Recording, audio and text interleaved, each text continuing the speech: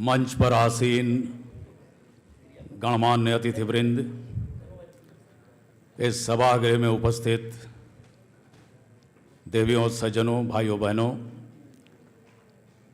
आज इस सांस्कृतिक राष्ट्रवाद के महासम्मेलन में, महायज्ञ में जो भी उपस्थित हुए हैं, आप सबको मैं अभिजीत घटवारी, बॉम्बे टॉकीज, टीम आजाद और आजाद की तरफ से आप सबका हार्दिक स्वागत करता हूं, अभिवादन करता हूं, अभिनंदन करता हूं।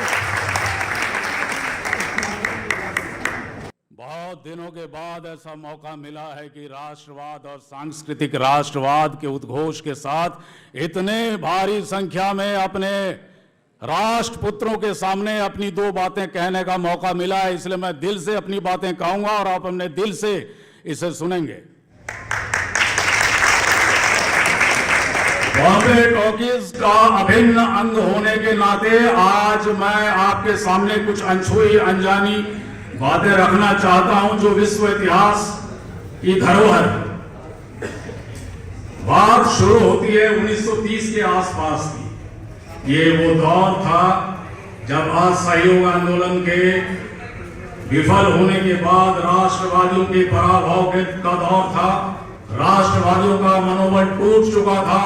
सत्ता लिप्सा में कुछ लोग जो पौने थे, उन्होंने आदम कद और ऊंचे कद वालों को अपने रास्ते से हटाने के उद्देश्य से दुरभिसंधि करनी शुरू कर दिए। स्वार्थ और न्यस्त स्वार्थ के इस खेल में क्रांतिकारी और मां भारती के सच्चे सपूत और राष्ट्रवादियों को किसी भी तरीके से दीनहीन और अकिंचन बनाने का षड्यंत्र चलता रहा।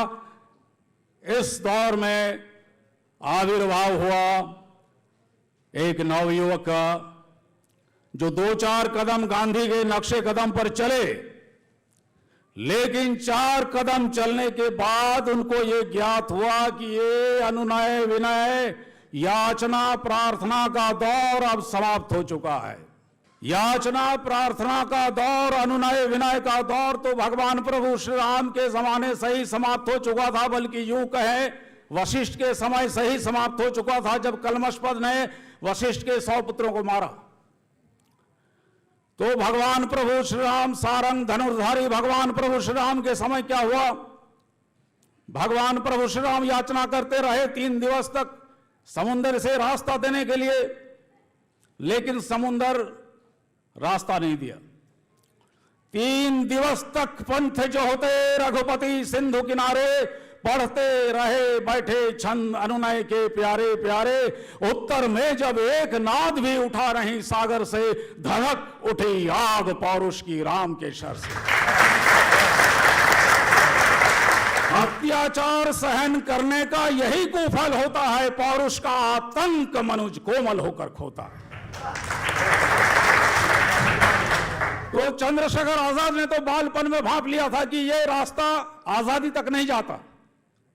भूखे मरने से अंग्रेज भारत छोड़कर चले जाएंगे, ये कल्पना आजाद जैसे क्रांतिकारियों के मन में कभी ना थी, ना हो सकता, न रहेगी।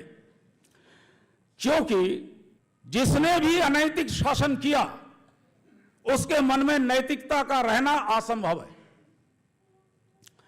अंग्रेजों ने अनैतिक रूप से हमारे ऊपर शासन किया। कारण क्या था? हम हजारों साल गुलाम रहे, यह किस बात का द्योतक है? हम हजारों साल गुलाम रहे, यह किस बात का सूचक है? हम हजारों साल गुलाम रहे, यह किस बात का संकेत है? संकेत यह है कि हम अपनी गरिमा खो चुके थे, हमने अपने पराक्रम को भुला दिया और हमने स्वार्थ के साथ समझौता कर लिया। चंद्रशेखर आजाद ने बालपन में जो समझ लिया था, उसके बाद गांधीवाद से रास्ता अलग कर लिया और क्रांतिकारियों ने इस मां भारती को आजाद करने के लिए अपने प्राणों की बलि दी। 1.5 लाख अंग्रेजों को भगाने के लिए 7,32,000 मां भारती के क्रांतिकारियों ने, सपूतों ने अपने प्राणों की आहुति दी। और ये पाखंड, ये कथानक फैलाया गया कि खड्ग बिना ढाल देश को आजादी मिल गई और साबरमती के संत ने आजादी दिला दी। ये आजादी झूठी आजादी के नाम पे और झूठी बातें प्रचारित और प्रसारित करने के साथ साथ इस देश को गुमराह किया जा रहा। हम आते हैं अभी, जब 1934 में हिमांशु रॉय विदेश से फिल्म कला की, फिल्म निर्माण की, फिल्म तकनीक की शिक्षा लेकर आए और यहाँ मुंबई में, तत्कालीन बॉम्बे में अपने मंच की तलाश करने लगे, तो काफी जद्दोजहद, स्ट्रगल और संघर्ष के बाद कोई रास्ता नहीं मिला। तो ऐसे समय में आविर्भाव हुआ एक ऐसे महामानव का जिनका गंगा और काशी से पूर्वजों का रिश्ता था, जिनका गौ माता तुलसी गायत्री से अन्योन्याश्रय संबंध थे, जो इस जमीन के थे, मां काली के अनन्य भक्त और त्रिलोक में न्यारी काशी नगरी मूल रूप से रहने वाले, मुंबई में सफल व्यवसायी थे। जब उनकी निगाह पड़ी हिमांशु रॉय पर, तो उन्होंने हिमांशु रॉय जैसे सैकड़ों कलाकारों को, प्रतिभाशाली कलाकारों को मंच मुहैया कराने के लिए 1934 में बॉम्बे टॉकीज की स्थापना की। और आज आप लोग जितने भी कलाकारों को जानते हैं, जिनके बारे में सुना है, जो अब देह में है नहीं है, लेकिन सबको मंच मुहैया कराया और बॉम्बे टॉकीज को अंतर्राष्ट्रीय ख्याति के साथ अंतर्राष्ट्रीय यूनिवर्सल स्टूडियोज और जितने भी उस समय समकालीन 1932 के आसपास के जितने अंतर्राष्ट्रीय स्टूडियोज थे, उनके बराबर और उनके मुकाबले में खड़ा करने का एक ऐतिहासिक कार्य किया।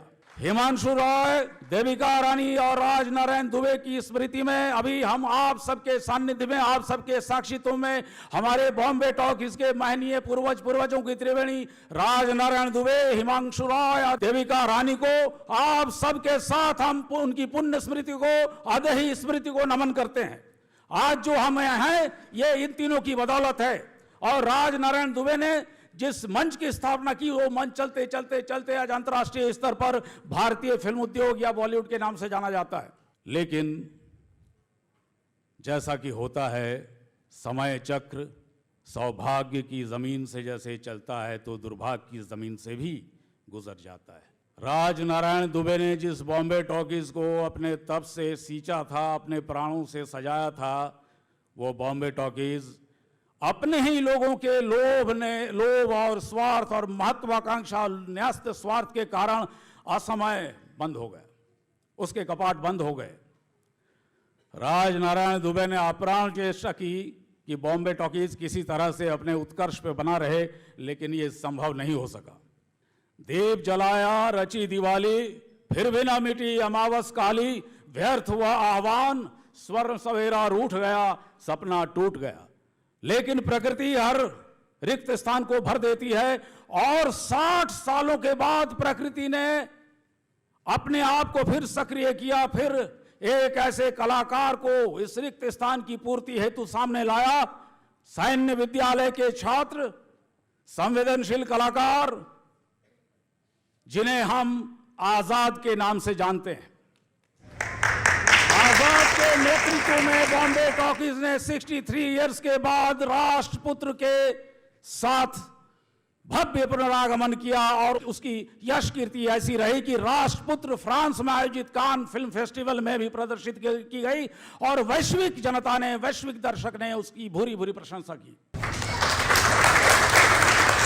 राष्ट्रपुत्र के बाद आजाद अब जो अपनी कृति आपके सामने लेकर आ रहे हैं, अहम ब्रह्मास्मि, भारतीय मूल और भारतीय मूल सत्यों के साथ, भारतीय संस्कृति के साथ जोड़ने की ये अभिनव प्रकल्प है। अहम ब्रह्मास्मि आजाद की इस भारत भूमि के प्रति प्रेम और समर्पण का प्रतीक है। संस्कृत में बनी पहली व्यावसायिक फिल्म, मुख्य धारा की फिल्म, जिसे देखने के बाद आपको पता चलेगा कि संस्कृत की भाषा और उसकी भाव भंगिमा, उसके जो संस्कृत की जो पृष्ठभूमि है, किस तरह से हम अपने साथ आत्मसात कर सकते हैं। तो अहम ब्रह्मास्मि बनकर तैयार है। अब अहम ब्रह्मास्मि के साथ आजाद आपके सामने एक नए रूप में आएंगे, संस्कृत के साथ आएंगे। और संस्कृत में ही क्यों? अब प्रश्न ये उठता है, संस्कृत में ही क्यों? क्योंकि जड़ों तक लौटने का हमारा सांस्कृतिक जो शक्ति है, उसके हित में सबसे ज्यादा संस्कृत आती है।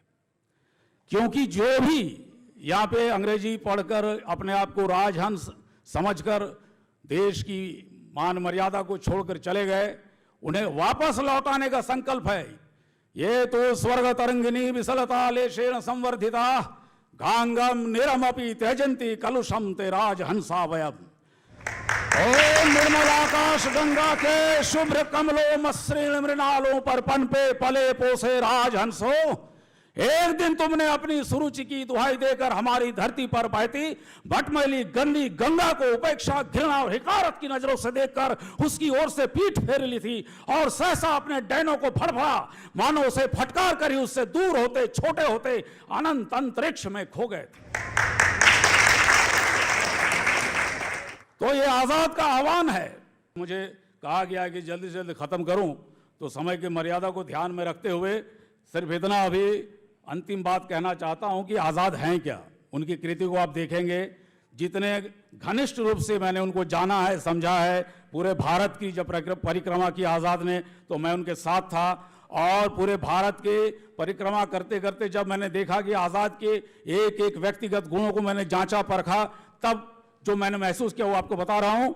विमलांग शरद की गहन गंभीरा झीलों सी सीमांतमयी सीमा विहीन बंकिम भ्रूरेखा मंडल में राकेश बिंब से उदित हुए कितने अनागत सपनों के सुंदर रहस्य, कितने अनादि सत्यादर्शी के आदि महत सौंदर्य रूप विश्वानुभूति के जिन उजियारे घेरों में नूतन विचार के धुंधले मध्य क्षितिज खुले, खिल गए कल्पना के दिगंत, खुल गए कला के अमृत पारावार।